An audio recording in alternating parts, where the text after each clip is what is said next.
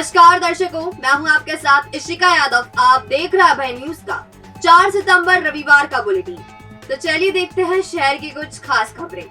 इस बुलेटिन के प्रायोजक है आरके डेवलपर्स। शानदार घर खरीदें अब अपने बजट में।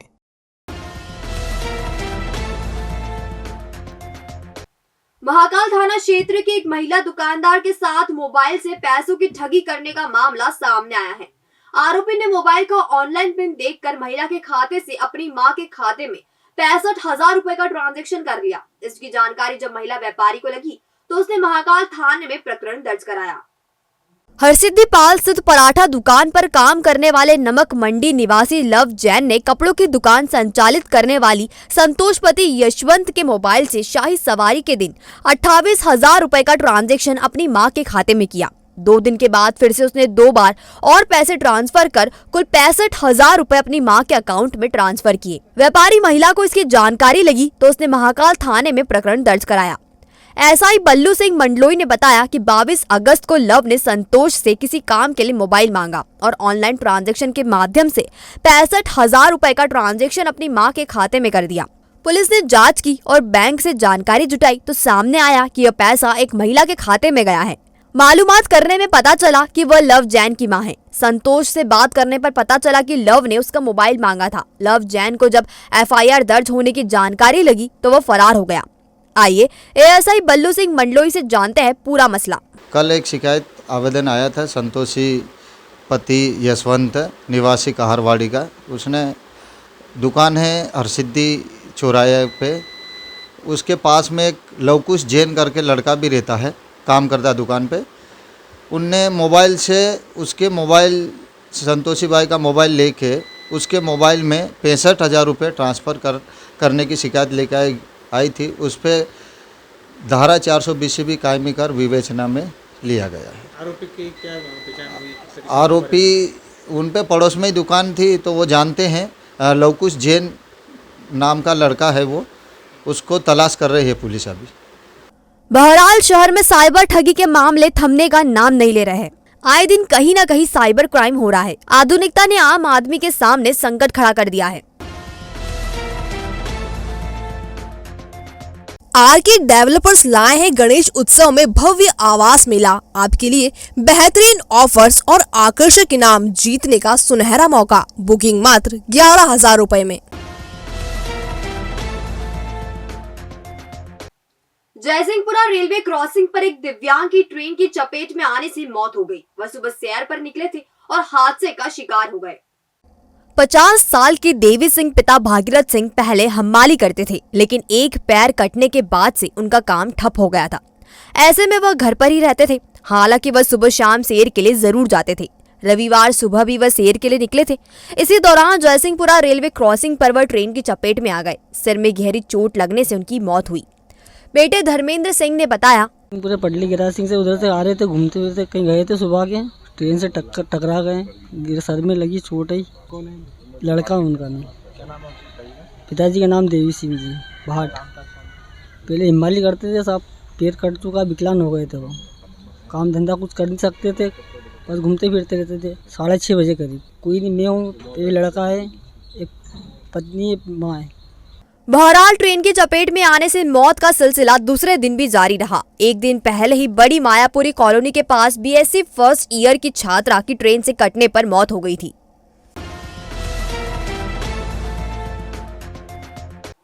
कोल्ड स्टोर से ड्यूटी कर घर लौट रहे कर्मचारी को मक्सी रोड पर अज्ञात वाहन ने टक्कर मार दी। हादसे में युवक की मौके पर ही मौत हो गई। शाजापुर जिले के पीर अमरोद का रहने वाला 32 साल का जितेंद्र लोवाना मालवा कोल्ड स्टोर पर काम करता था। वह नौकरी के सिलसिले में उज्जैन में रह रहा था। शनिवार रात वह काम खत्म कर शंकरपुर लौट रहा था। इसी दौरान रात करीब 10 बजे अज्ञात वाहन ने टक्कर मार दी। हादसा इतना भीषण था कि जितेंद्र की मौत हो गई। उसका शव पीएम के लिए अस्पताल भेजा गया है। जितेंद्र की मौसरे भाई आनंद राजौरिया ने बताया, रहने वाला शंकरपुर का है, मालवा कोल्ड स्टोर पर काम करता है, ठेकेदार का। ये उधर से रात में आने में अज्ञात वाहन ने टक्कर मार। ये शंकरपुर में इनको 4 साल हो गए। पीर अमरोद का रहने वाला है। पुलिस ने हादसे के इस मामले में मर्ग कायम किया है। टक्कर मारने वाले वाहन का पता लगाने के लिए सीसीटीवी फुटेज खंगाले जा रहे हैं। प्रगतिशील मुस्लिमों का प्रतिनिधित्व करने वाले जज्बा सोशल फाउंडेशन ने रविवार को प्रतिभाओं का सम्मान किया। इसके लिए कालिदास अकादमी परिसर स्थित पंडित सूर्यनारायण संकुल में सम्मान समारोह आयोजित किया गया। फाउंडेशन ने 20 से अधिक वरिष्ठ शिक्षकों का सम्मान किया। यह शिक्षक पूरे प्रदेश से आए थे।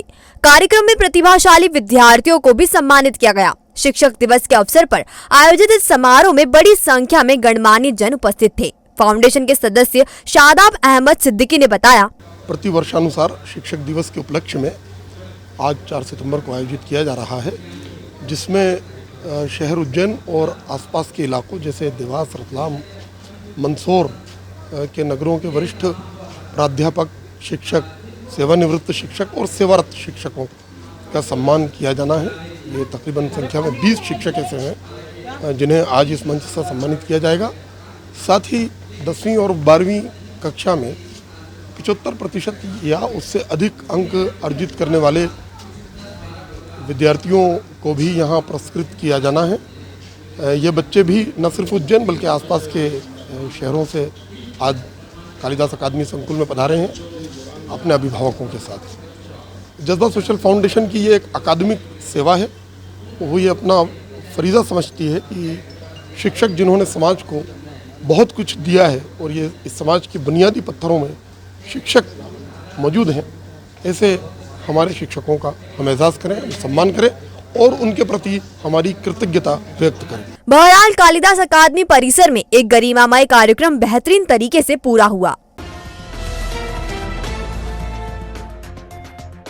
अखिल भारतीय क्षत्रिय महासभा की तीसरी राष्ट्रव्यापी सामाजिक समरसता यात्रा का रविवार को जोरदार स्वागत किया गया। जम्मू के राजतिलक भवन से शुरू हुई इस यात्रा का समापन 7 अक्टूबर को दिल्ली में होगा। इस दौरान कश्मीर से लेकर मेघालय तक यात्रा के माध्यम से आर्थिक आधार पर आरक्षण लागू करने, सामाजिक समरसता बरकरार रखने और क्षत्रिय महापुरुषों के इतिहास को संरक्षित करने की मांग की जाएगी। रविवार को यात्रा के रथ के साथ महासभा के राष्ट्रीय अध्यक्ष महेंद्र सिंह तंवर ने शहर में प्रवेश किया। शहर में रथ यात्रा का स्वागत अनिल सिंह चंदेल, हरदयाल सिंह ठाकुर और क्षत्रिय महासभा के पदाधिकारियों ने किया।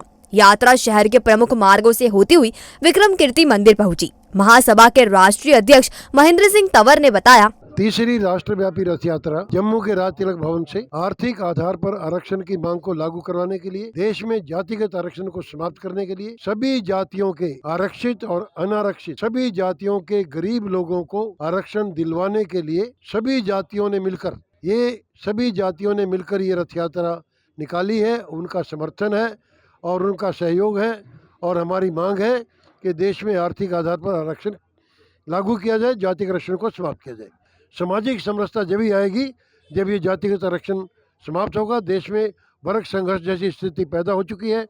हम सभी जातियों से, सभी वर्गों से, सभी भाइयों से मिलेंगे और मिलजुल कर हम एक ऐसा माहौल बनाएंगे कि कोई भी सरकार हो वो सरकार जनमत के हिसाब से हमारी मांगों को पूरा करे। तीसरी हमारी मांग है कि जो हमारे महान पुरुष हैं, चाहे सम्राट मीर भोज हैं, हमारे सम्राट पृथ्वीराज चौहान हैं, सम्राट अनंगपाल हैं, महाराणा प्रताप जी हैं, इनके इतिहास का संरक्षण किया जाए।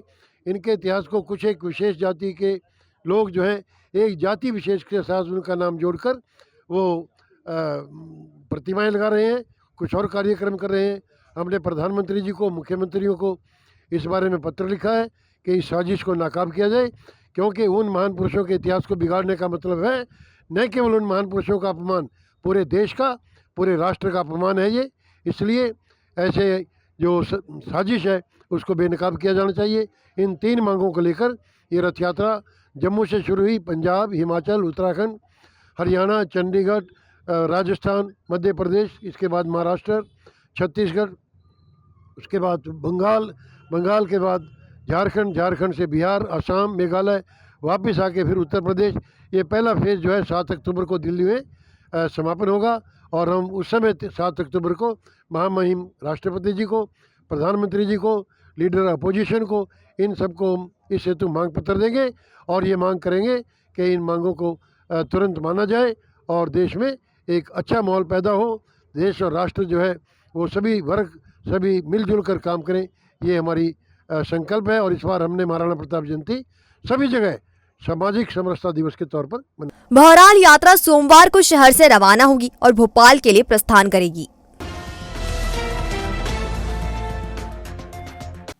महर्षि दधीचि जयंती पर त्रिवेणी संग्रहालय में व्याख्यान आयोजित किया गया। इसमें उपस्थित वक्ताओं ने महर्षि दधीचि के जीवन पर प्रकाश डाला और उनके जीवन को कुछ मुख्य प्रसंगों का भी उल्लेख किया। पूर्व अतिरिक्त मुख्य सचिव एवं लेखक मनोज श्रीवास्तव ने महर्षि दधीचि के संबंध में कई ऐसी बातें बताई जो कि अपने आप में अविस्मरणीय है। साथ ही त्रिवेणी संग्रहालय में विविध प्रकार के शंखों की प्रदर्शनी भी लगाई गई, जिसमें दक्षिणावर्त शंख तो थे ही, वामावर्त शंख का भी बड़ा कलेक्शन था। यह शंख बिरले मिलते हैं। शंखों की यह प्रदर्शनी 30 सितंबर तक आयोजित की जाएगी। इसी क्रम में हम लोगों ने महर्षि दधीचि, जो त्याग मूर्ति महर्षि दधीचि के रूप में विख्यात हैं और समष्टि के कल्याणार्थ जिन्होंने अपनी देह का दान किया था, अपने जीवन का समर्पण किया था, उनकी जयंती के अवसर पर व्याख्यान सत्र आयोजित किया गया है। उन्हें मुख्य वक्ता इसमें क्या क्यों कर दिया? मुख्य वक्ता श्री मनोज श्रीवास्तव जी हैं, जो प्रख्यात लेखक भी हैं। उनकी 32 से अधिक पुस्तकें हैं जो सनातन धर्म के ही विविध पक्षों पर आधारित है। और अतिरिक्त मुख्य सचिव के रूप में मध्य प्रदेश सरकार से ही वे रिटायर हुए हैं। शंखों का हमारी पूजा पद्धति में और तंत्र आदि साधना में भी विशेष महत्व है। शंखों का हमारे मानस पे और हमारे वातावरण पे साइंटिफिक प्रभाव भी सिद्ध होता है। हाँ, वो मेरी व्याख्या थोड़ी सी अलग किस्म की हैं। तो जैसे कि मधु विद्या के दान का प्रसंग है, तो उसमें बहुत से आधुनिक संदर्भ हैं और ये सब घटनाएं ऐसी हैं जिनसे कि हमें आधुनिक समय में क्या सीखना चाहिए और ये मुख्य रूप से किन चीज़ों को रूपायित करती हैं, किन चीज़ों को प्रतिकायित करती हैं, ये ध्यान देने की बात है। तो आज जो है मैं उन्हीं पर ही चर्चा करूँगा। स्वच्छता अभियान के अंतर्गत प्रशिक्षण कार्यक्रम में बोलते हुए नगर निगम अपर आयुक्त आदित्य नागर ने कहा कि स्वच्छता के लिए जनमानस की सोच बदलनी होगी। उन्हें गंदगी नहीं करने के लिए प्रेरित करना होगा। इसके लिए सभी स्कूलों में बच्चों में जागरूकता पैदा करते हुए उन्हें भी अभियान से जोड़ा जाना चाहिए। सड़क, नालियों, धार्मिक व सार्वजनिक स्थल पर कचरा फेंकने वालों पर अर्थदंड लगाए ताकि लोग जागरूक हो सके। गणेश जी एवं दुर्गा जी के पंडालों के माध्यम से स्वच्छता संदेश जन जन तक पहुंचना चाहिए। सिंगल यूज प्लास्टिक का उपयोग बंद करें और डस्टबिन आवश्यक रूप से घरों में रखने की समझाइश दें। निगम आयुक्त अंशुल गुप्ता के निर्देश पर स्मार्ट सिटी ऑफिस में IEC मेंबर्स की क्षमता वर्धन के लिए यह प्रशिक्षण कार्यक्रम आयोजित किया गया है। इसमें 150 से अधिक प्रशिक्षणार्थियों ने स्वच्छता अभियान की बारीकियों को समझा। भविष्य की चिंता छोड़ो, पंडित गोविंद गुरु से नाता जोड़ो। ना कोई पैसा, ना कोई फीस, बस लीजिए गुरु जी का आशीष। आज ही जाने अपनी हर समस्या का समाधान। संपर्क करें 9827030415 या 9302230415। हमारा पता 8 अलगदाम कॉलोनी, सावे रोड, उज्जैन।